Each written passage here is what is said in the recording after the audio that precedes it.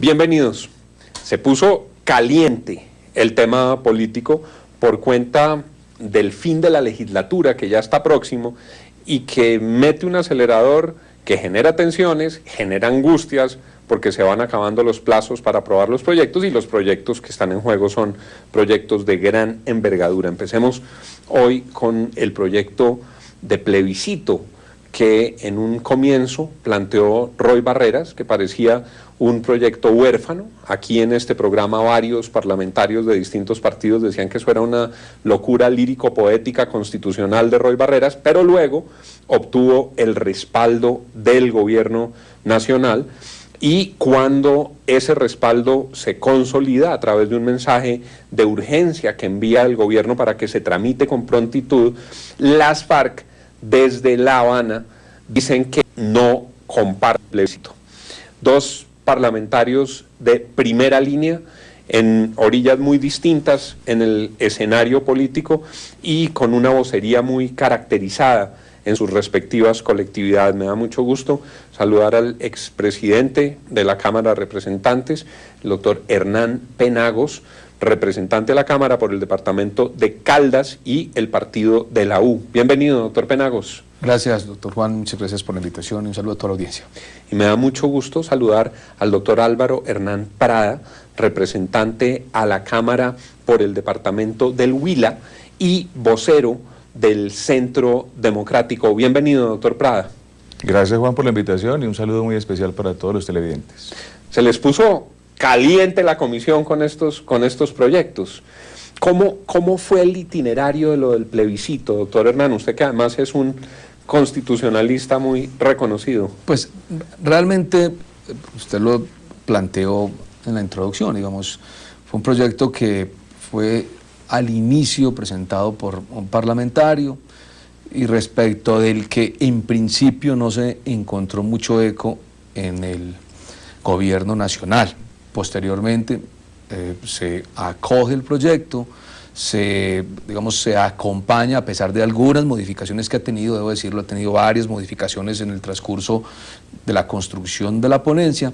El gobierno nacional envía mensaje de urgencia para el proyecto, lo que obliga a que la aprobación en primer debate se lleve a cabo en sesiones conjuntas, tanto de la Cámara como del Senado de la República. Se construye una ponencia que, insisto, ha cambiado un poco el texto normativo inicial y hoy pues obviamente ya avanza el curso en el Congreso. Es un proyecto en líneas generales que lo que busca es utilizar esa figura como mecanismo para llamar a los colombianos a fin de que se pronuncien sobre un tema de interés nacional. La diferencia entre el referendo y el plebiscito es que los referendos primero son única y exclusivamente de iniciativa gubernamental, mientras que los plebiscitos son de iniciativa gubernamental, mientras que los referendos pueden ser de iniciativa popular o gubernamental. Este plebiscito, a mi modo de ver, solo busca que los colombianos se pronuncien frente a ese tema, que es el tema de la paz, porque la construcción de las normas que implementarán los acuerdos, pues se llevan a cabo a través de la Comisión Legislativa Especial, que tendrá facultades para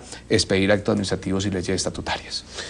Doctor Prada, usted ha debutado en el Congreso, es la primera vez que llega al Congreso y lo ha hecho con mucha beligerancia, con mucha energía y lo acaban de designar vocero del Centro Democrático, que ha tenido una postura bastante radical en contra de este proyecto de plebiscito.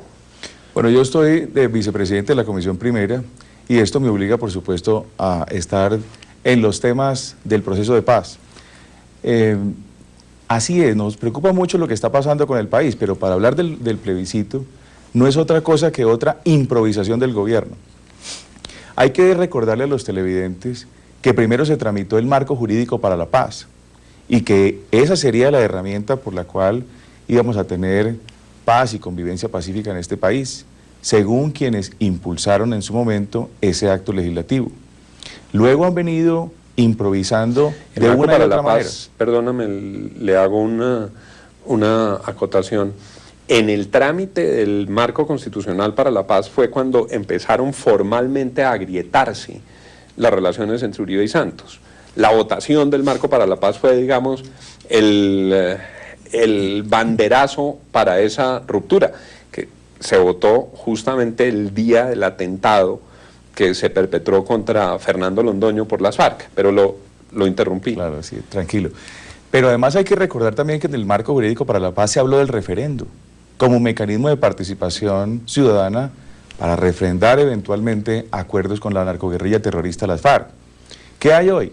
Hoy hay una confusión, primero, entre lo que es un plebiscito y lo que es un referendo, porque no solamente, doctor Hernán, es la iniciativa, es que el referendo es la única herramienta constitucional que tienen los ciudadanos para modificar alguna norma, y de igual manera una norma legal o una norma constitucional.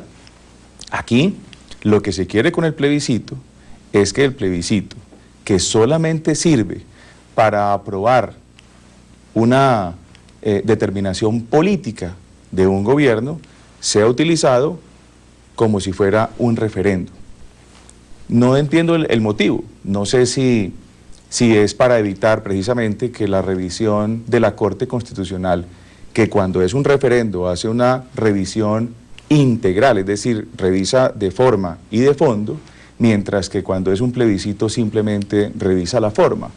No sé por qué, cuál es el motivo para engañar a los colombianos, y comenzando por el mismo Congreso, de decir que hay un trámite en este momento para tener un plebiscito, cuando lo que hay es un referendo. Un referendo además, o un plebiscito, que es un referendo, pero que además dice que debe tener un carácter interpretativo, un carácter vinculante y que obviamente a todas luces es inconstitucional.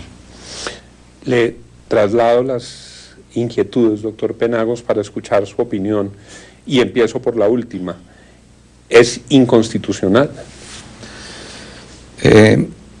A mi modo de ver, la estrategia de utilizar el plebiscito como mecanismo para consultar a los colombianos acerca de un tema de interés o de una política pública no es inconstitucional. Cualquiera de esos mecanismos de participación ciudadana puede ser válido para llamar a los colombianos a que se pronuncie o no. Otra cosa diferente es que respecto, por ejemplo, desde una orilla se señale que lo que debe llamarse a los colombianos es a que se pronuncie sobre una norma jurídica, es decir, sobre un proyecto de ley o de acto legislativo, que pudiera ser válido o no, digamos, es una posición, pero llamar a los colombianos para que opinen sobre un tema de interés general, digamos, es una herramienta jurídica. Ahora bien, yo tengo reparos constitucionales, y lo he dicho, y tengo ahí un debate de alguna manera con los ponentes y con el gobierno. Mis reparos constitucionales no son respecto de utilizar la figura del plebiscito como mecanismo para consultar a los colombianos, sino respecto del procedimiento que se está utilizando en este proyecto de ley estatutaria. ¿Por qué? ¿Porque no era susceptible de acumularse con mensaje de urgencia? No, porque a mi modo de ver, un plebiscito, o de conformidad con el artículo 103 que establece los mecanismos de participación ciudadana, dentro de esos mecanismos dice que una ley, en este caso una estatutaria, deberá reglamentar esos mecanismos. Uno de los mecanismos son el plebiscito, igual que la consulta y que el referendo. Reglamentar el plebiscito es reglamentar el plebiscito como institución, es decir, esa norma que reglamenta el plebiscito tiene que ser una norma de carácter general, impersonal y abstracta, como son las leyes, y debe ser una norma estatutaria. Es estatutaria, pero a mi modo de ver no es general, porque está reglamentando no el plebiscito, sino el plebiscito para la paz. Hay una discriminación negativa, porque no podemos decir en el futuro que hay unas reglas para el plebiscito para la paz y otras reglas para los demás plebiscitos en el país. Es decir, al momento de reglamentar el plebiscito, a mi modo de ver, el Congreso debe reglamentar la institución del plebiscito, cambiando los efectos, si quiere, en términos de umbral, cambiando o señalando su carácter vinculante. Puede ser o no, pero no discriminar frente a cualquier tipo de plebiscito. En otras palabras, mañana entonces podría un gobernante decir que entonces va a ser un plebiscito, por ejemplo, para la política agraria del país o los servicios públicos, y vuelve y establece otros reglamentos. A mi modo de ver, ahí pueden haber serios vicios de inconstitucionalidad, porque el plebiscito no se puede reglamentar de manera particular, sino de partera general. Insisto, la discriminación negativa respecto del umbral y del efecto vinculante no puede darse frente a un plebiscito respecto de los otros, sino que tiene que ser de manera general. En otras palabras, lo que debe hacerse es reglamentar la institución del plebiscito y no el plebiscito por la paz, porque la Corte ha señalado de manera precisa que el plebiscito se reglamenta por una ley estatutaria, y ya se ha hecho en dos oportunidades, en la ley 134 y en la 1757, y allí nunca se ha discriminado en función del tipo de plebiscito. aparte de estas discusiones de índole constitucional, doctor Prada, hay unas de naturaleza política y que vienen del propio proceso de paz. A mí, Juan Lozano, me tiene muy sorprendido lo que ha ocurrido con los comunicados de las FARC.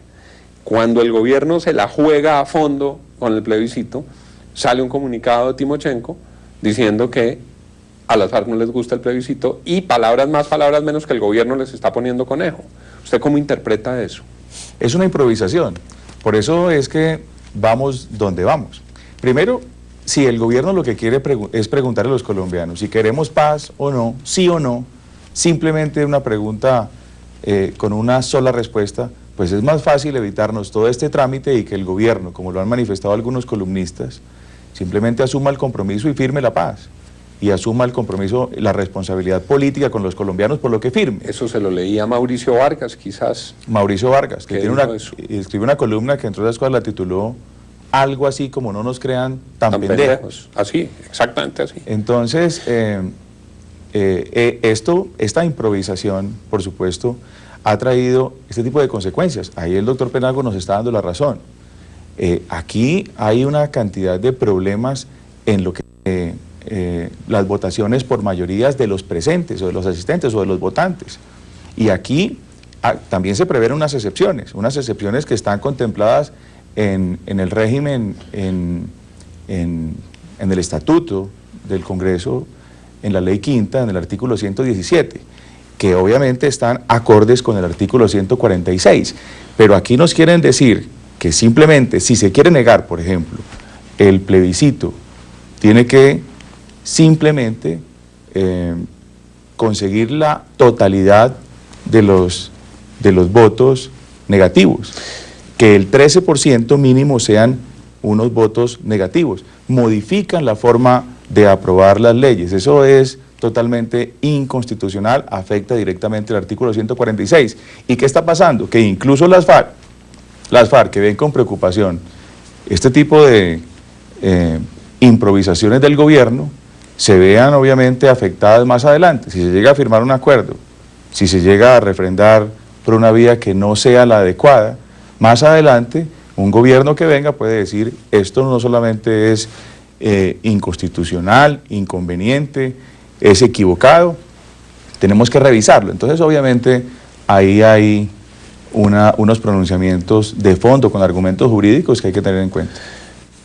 Dentro de los argumentos que vienen en ese comunicado está incluido el de la imposibilidad de que el plebiscito genere los efectos jurídicos de la firmeza de los acuerdos. ¿Será que en algún punto se detiene el trámite del plebiscito mientras recuperan el acuerdo en La Habana? Eso le voy a preguntar al doctor Hernán Penagos, expresidente de la Cámara, apenas regresemos de comerciales. ¿Será, doctor Hernán Penagos, que en algún punto del camino, uno tras otro, estos comunicados de las FARC reclamándole al gobierno presuntamente por obrar de manera unilateral surten efecto y les dicen los miembros del gobierno a los congresistas: paren un poco mientras recuperamos el acuerdo en La Habana?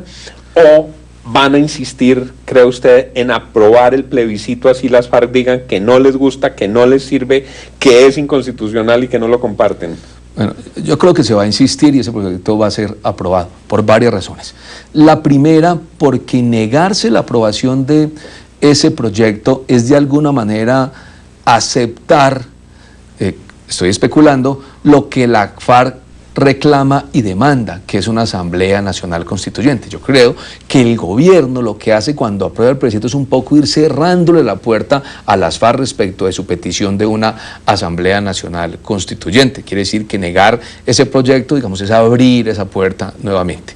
Y en segundo lugar, debo señalar, esto es una norma meramente instrumental, es decir, este proyecto de ley estatutario pues no tiene efectos diferentes a establecer unos mecanismos y unos procedimientos para un futuro plebiscito que se puede dar o no. Por eso yo creo que lo que hay que reglamentar es la institución del plebiscito, utilícese o no esa figura, y puede quedarse también puede ser así, en una norma, en una ley estatutaria, sin efectos, o más bien con efectos jurídicos, pero sin utilización, como ocurrió, por ejemplo, con el referendo por la paz, o con el mismo, ¿cuál fue la otra norma? El acto legislativo el marco constitucional para la paz. Entonces, insisto, este plebiscito o este proyecto de ley estatutario es un proyecto instrumental que no define nada, ni autoriza nada frente a los acuerdos, sino que es como una especie de herramienta que quiere tener el gobierno para saber si lo puede utilizar o no.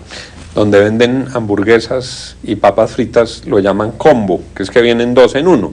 Este plebiscito viene en combo con una reforma constitucional, con la reforma constitucional que cambia los procedimientos para la aprobación de reformas constitucionales y de leyes derivadas del acuerdo de paz y que le entrega al presidente de la República unas facultades asociadas con las negociaciones de paz. En ese combo, doctor Prada, ¿ustedes cómo ven el otro proyecto que ya les llegó a la Cámara, que van a tener que discutir la semana entrante en la Comisión Primera? Entre otras cosas, soy ponente del acto legislativo pues para la paz, que entre otras cosas... Ni aquí, más ni menos. Aquí todos le ponen el apellido para la paz. Y en nombre de la paz también nos maltratan y nos llaman enemigos de la paz y tratan de estigmatizar a quienes hacemos algunas críticas constructivas, porque todos queremos vivir más tranquilos, pero quienes tenemos observaciones frente al tema de impunidad, frente al tema de elegibilidad política, a los responsables de crímenes atroces, de crímenes de lesa humanidad, a quienes creemos que debe haber una exigencia del gobierno a la narcoguerrilla de las FARC para que los dineros que han recogido durante tanto tiempo con actividades criminales y delitos transnacionales como el narcotráfico sirvan para reparar a las víctimas, pues nos llaman enemigos de la paz en nombre de la paz. Lo cierto es que queremos aportar. Este acto legislativo para la paz lo que pretende es tener un congresito dentro del Congreso, anular las facultades legislativas que tenemos nosotros los congresistas y, entre otras cosas, entregárselas en un cheque en blanco al señor presidente de la República, al estilo de la ley habilitante de Chávez en su momento en Venezuela. Por supuesto, vemos totalmente inconveniente, pero además de inconveniente, inconstitucional, porque hay una sustitución de la Constitución. Aquí toca la esencia de la Constitución. ¿En qué punto, doctor? Altera la separación de los poderes públicos. Es decir, cuando suprime la posibilidad al Congreso de que sea el que legisle y le entrega la posibilidad al presidente de la República para que lo haga y expida las normas que crea convenientes él y la guerrilla de las FARC, pues obviamente el Congreso se está absteniendo de este poder legislativo. Pero adicional a eso, quiere sustituir un procedimiento que tenemos durante muchos años en toda la evolución, inclusive del derecho parlamentario, en toda la evolución democrática de Colombia, que es de la esencia, y lo sustituye para tener un congresito adentro, con un procedimiento totalmente distinto, para aprobar de manera más rápida los acuerdos con la guerrilla de las FARC. Doctor Penagos, sobre ese mismo proyecto, ¿hay sustitución constitucional desde su perspectiva? Yo no ¿Usted creo. también es ponente? Sí, yo soy coordinador de ponentes del proyecto. Para mí no hay sustitución. O sea, no se necesita ser un genio del análisis político para entender que eso va con dos ponencias. Con dos ponencias, sin duda. A ver, el proyecto consta de dos partes. Una parte reglamentaria, donde se modifica, bien lo dice el doctor Prada, el procedimiento para la formación de actos legislativos y leyes estatutarias en el futuro. Es decir, se modifica de alguna manera el procedimiento de ley quinta y algo que dice la Constitución. Y una segunda parte que tiene que ver con el otorgamiento de facultades extraordinarias al presidente. A mi modo de ver, no hay sustitución de la Constitución por varias razones. La primera, el tema de las facultades extraordinarias es de la esencia no de la Constitución solamente, es de la esencia de la estructura del Estado. En otras palabras, el tema de las facultades extraordinarias es de la esencia del sistema presidencialista.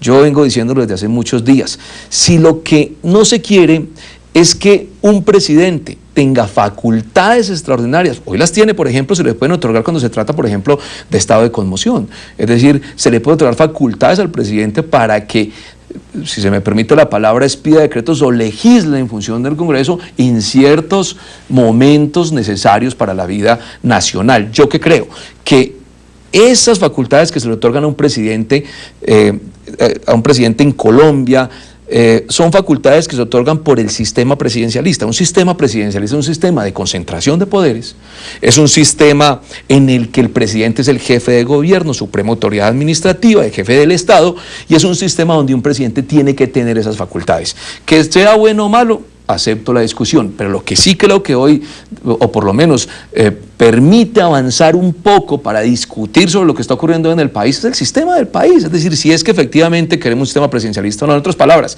un poco lo que dice la Corte todos los días, pues si no les gusta el matrimonio gay, si no les gusta la unión, pues cambian la Constitución, punto. Pero ¿qué hacemos si esta es una Constitución garantista, llena de derechos, de deberes, progresista, de dignidad humana, que no es carcelera ni punitiva? Pues es la Constitución que tenemos. Por eso uno no puede reclamar de los constitucionalistas o de los magistrados que interpretan la Constitución de manera diferente a como la aprobamos en el 91. Yo que creo que si no se quiere eso, pues hay que cambiar el sistema en Colombia y montar un sistema, no sé, de otro régimen parlamentario y demás, pero es de la esencia. Por eso, a mi modo de ver, no hay sustitución de la Constitución. Y el tema del congresito, doctor Penagos, que planteaba el doctor Prada, la creación de ese congresito dentro del Congreso.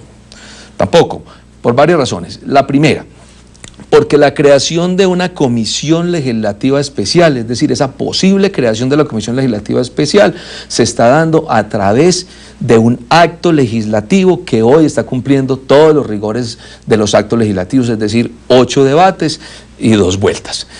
Como se está modificando la Constitución, el argumento de la sustitución de la Constitución, cuando se está modificando temas de trámite, porque cualquier día mañana puede, sin duda, el Congreso de la República decir que un acto legislativo va a tener 4 debates y no 8, ¿por qué no lo va a poder hacer? ¿De dónde deviene que deben ser 8 o 4 o 6 o 12 o 18? Es decir, a mi modo de ver, esas modificaciones no son modificaciones respecto de las que se esté violentando, vulnerando el constituyente primario, sino que son facultades propias de la democracia representativa de un Congreso de la República, insisto, elegido popularmente. Para nuestros televidentes, para algunos que no son abogados, esta discusión puede parecer bastante técnica, es altamente especializada en materia jurídica, pero es profundamente política. Aquí lo que tenemos y vamos a ver es un pulso de 2 sectores. Un sector impulsado por el gobierno que apoya el plebiscito y que apoya la reforma constitucional, y otro sector impulsado por el Centro Democrático que se opone a las 2 iniciativas. ¿Cómo va a terminar ese pulso? Hoy hay unas mayorías fuertes de parte de la Unidad Nacional, doctor Prada. Sin duda, y es muy probable que el trámite lo hagan, digamos, sin viciar la forma, pero hay una revisión material que va a hacer la Corte Constitucional también, es decir, va a mirar el fondo, y ahí sin duda hay una sustitución de la Constitución.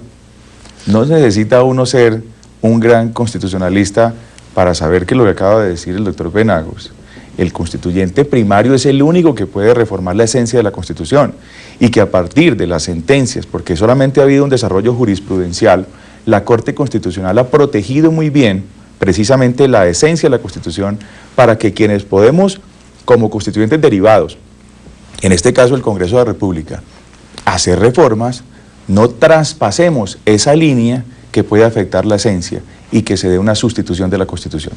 Su réplica final, doctor Penagos. No, yo quiero también, digamos, señalar que este acto legislativo es un acto legislativo respecto del que extrañamente nos estamos pronunciando de fondo. No lo digo en este diálogo con el doctor Prada porque nos estamos, digamos, remitiendo a lo que es el acto legislativo, pero en la opinión, en el Congreso, la gente se está pronunciando respecto de ese acto legislativo como si ese acto legislativo fuera ya los acuerdos de paz, como si en él se estuviera hablando de impunidad, como si en él se estuviera hablando de participación política. Insisto, este acto legislativo también es meramente instrumental, es un acto legislativo que se crea en función de la posibilidad de un acuerdo final del conflicto en Colombia, insisto, instrumental para implementar los acuerdos, y este acto legislativo no debe admitir discusiones fondos respecto de participación política, respecto de víctimas, respecto de temas de esa naturaleza, porque a mi modo de ver se está modificando la Constitución para después sí entrar al debate de fondo. Yo creo que este acto legislativo no tiene dificultades en materia de sustitución de la Constitución, atendiendo también, y lo acepto, los argumentos del doctor Prada en función de las sentencias de constitucionalidad que hay, pero son sentencias de constitucionalidad donde a mi modo de ver la Corte, digamos, ha invadido un poco las competencias del Congreso de la República respecto de sus funciones como constituyente derivado. A todas estas, los comunicados de La Habana reclaman el cumplimiento de los acuerdos anunciados el 23 de septiembre. Han dicho que si no se cumplen esos acuerdos no ha empezado a correr el plazo que nos conducía al 23 de marzo como la fecha de firma de los acuerdos, y preparándose para toda esta deliberación jurídica en la Corte Constitucional, hay un magistrado recién elegido, el doctor Alejandro Linares, que debe estar repasando intensamente toda la jurisprudencia, porque lo que se le viene es bravo y trascendental para Colombia. Muchas gracias, doctor Penagos. Gracias, doctor Jorge. Muchas gracias, doctor.